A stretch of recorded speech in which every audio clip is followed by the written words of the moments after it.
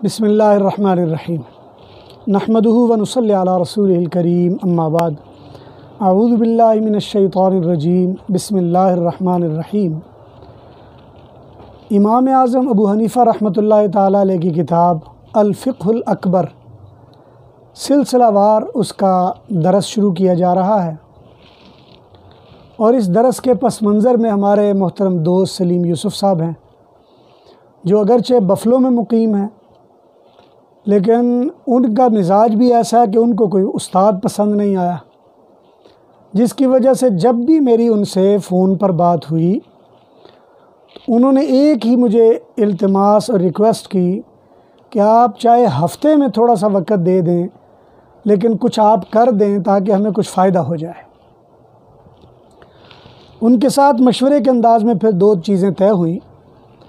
ایک تو الفقہ الاکبر میں نے انہیں عرض کی کہ سلسلہ وار ہم کرتے ہیں، یہ ڈسٹنس لرننگ کا پروگرام ہے، وہ امریکہ میں بیٹھے ہوئے میں یہاں پہ ہوں، اور ان کے وسیلے سے ہزاروں لوگ اور بھی مستفید ہو جائیں گے۔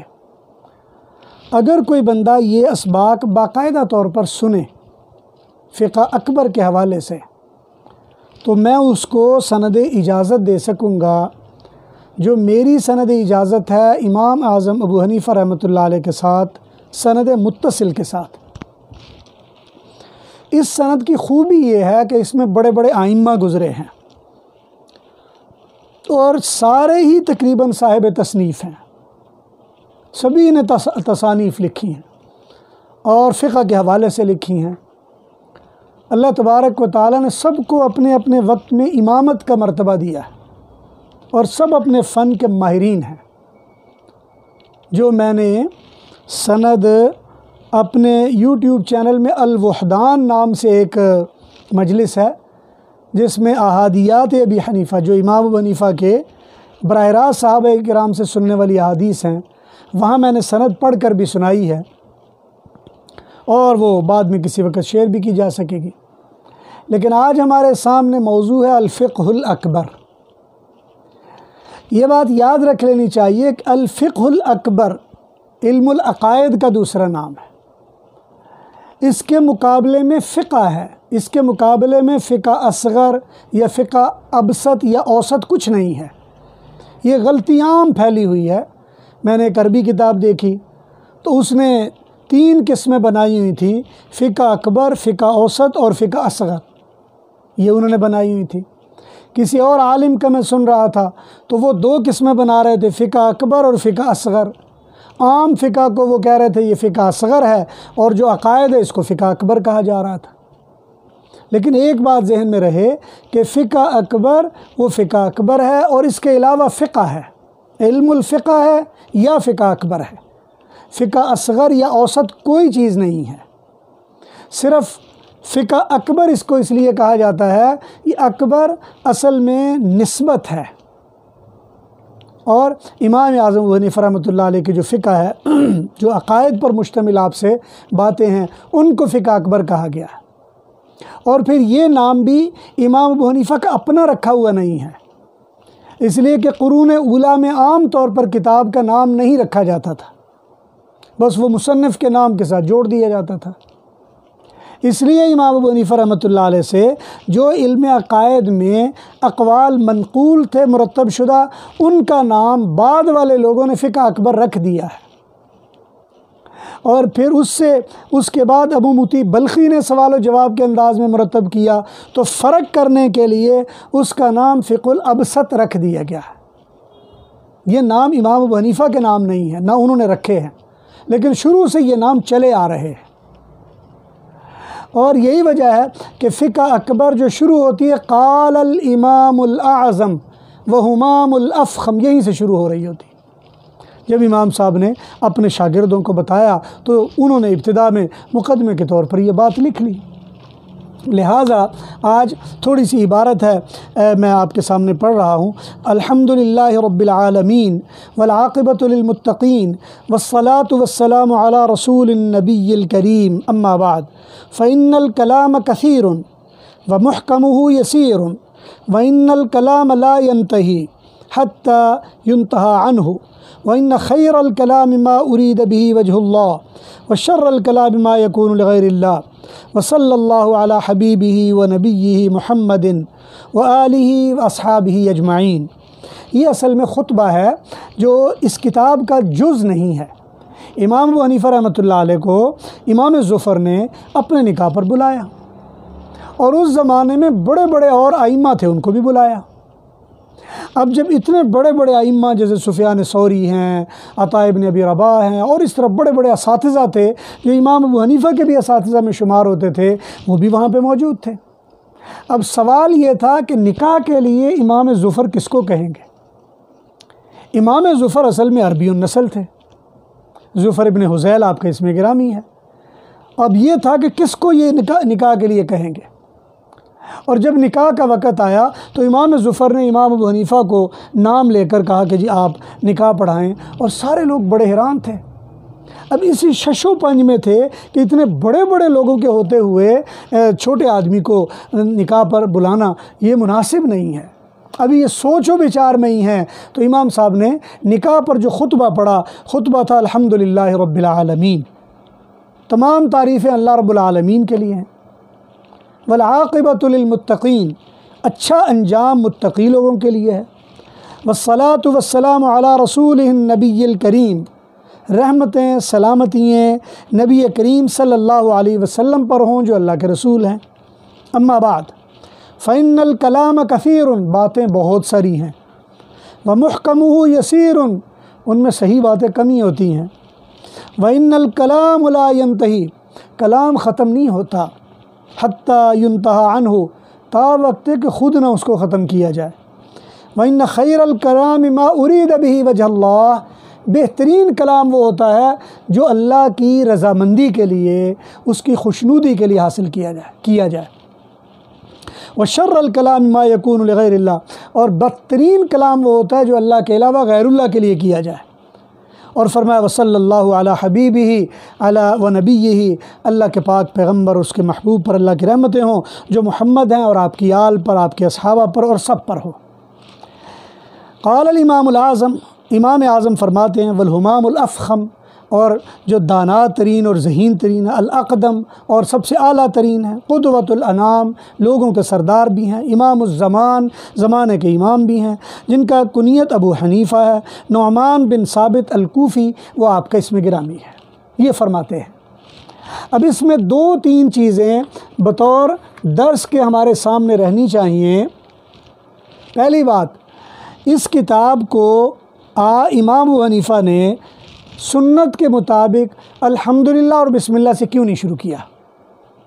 اس کا جواب یہ ہے کہ کتاب اصل میں بسم اللہ سے شروع ہوئی ہے، اور ظاہر بات ہے جب بھی کوئی مجلس ہوتی ہے تو بسم اللہ شروع میں ہوتی ہے۔ امام صاحب نے اپنی گفتگو کا آغاز جو کیا وہ اصل التوحید سے جا کر شروع کیا۔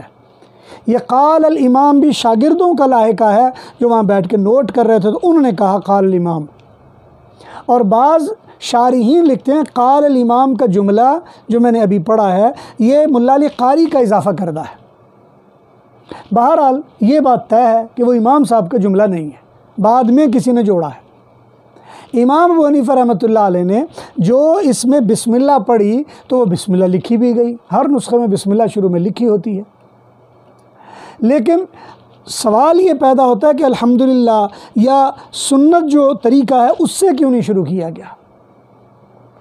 تو حقیقت بات یہ ہے کہ ہو سکتا ہے جب آپ نے پڑھانا شروع کیا تو نحمدہ و نصلی علیہ، جو حضور کا معمول تھا، ائمہ کا معمول ہے، وہ پڑھا تو ہو لیکن لکھنے والے طلباء نے وہ نہ لکھا ہو، اس لیے کہ لکھنے والے طلباء وہ تو اپنی بات لکھیں گے جو ان کے کام کی ہے، تو اس لیے یہ املائی آپ کی تقریر ہے جو بعد میں آپ کی دیکھنے کے بعد اس کی توثیق بھی ہوئی ہے، لیکن اس کو برکت کے لیے امام صاحب ہی کے کلمات کو اس الفقہ الاکبر کے شروع میں مقدمے کے طور پر اس کو لگا دیا گیا۔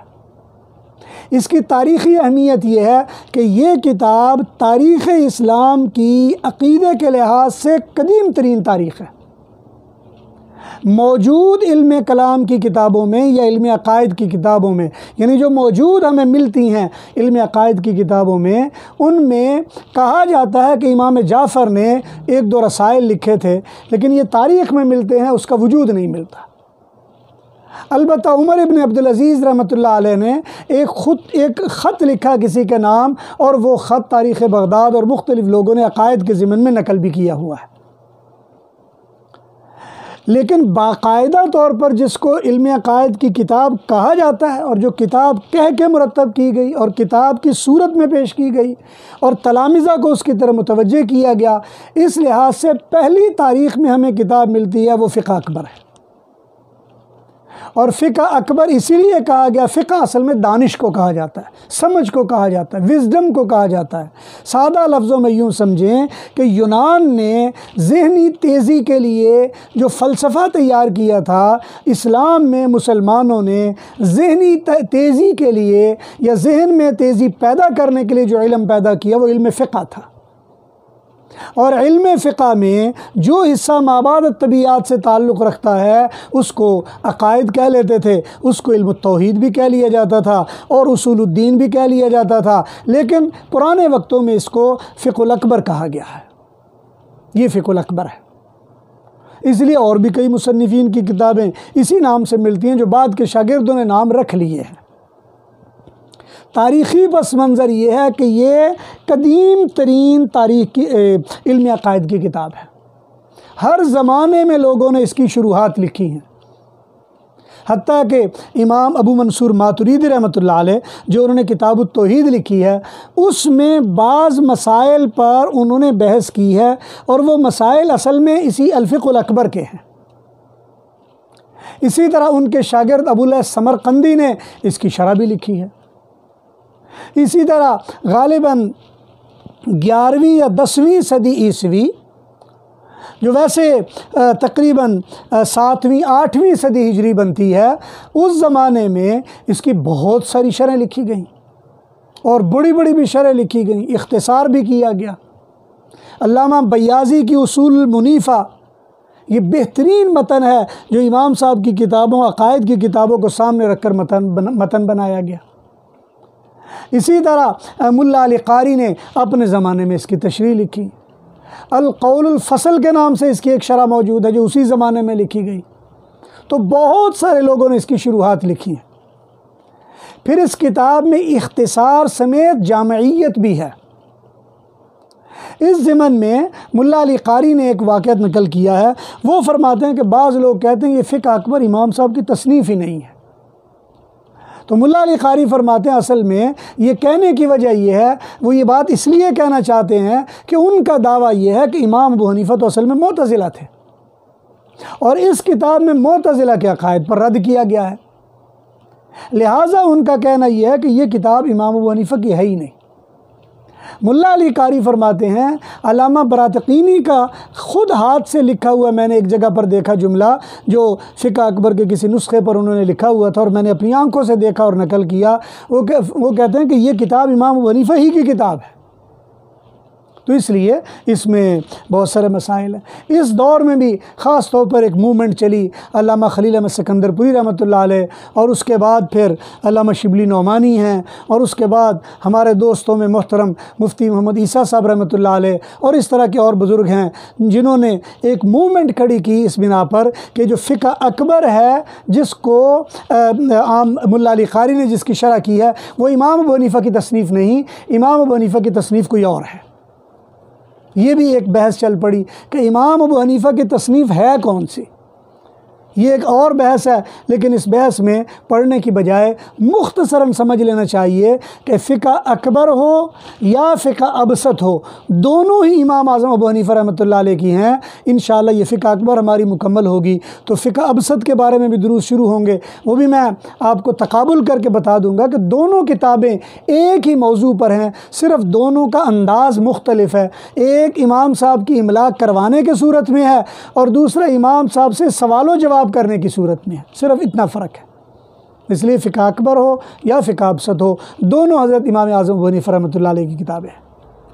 تو یہ میرا مختصراً شرح کرنے کا بنیادی مقصد یہ ہے کہ اللہ تبارک و تعالیٰ سے دعا ہے اللہ تعالیٰ ہمارے اس عمل کو اپنی بارگاہ میں قبول فرمائے، ترقی نصیب فرمائے اور ہمیں اپنے عقائد کو درست کرنے کی توفیق نصیب فرمائے۔ آج خاص طور پر جب سائنس ہمارے عقائد کی بنیادوں پر ضرب لگا رہی ہے، عقائد کی حقیقت کو جاننا اور اس کو پہچاننا یہ ہماری بنیادی ضروریات اور دین کی بنیادوں میں سے ایک اہم بنیاد ہے، ہمیں اس کی طرف توجہ کرنا چاہیے۔ دعا ہے اللہ ذوالجلال سے جو کہا سنا گیا اللہ اپنی بارگاہ میں قبول فرمائے۔ وآخر دعوانا ان الحمد للہ رب العالمین۔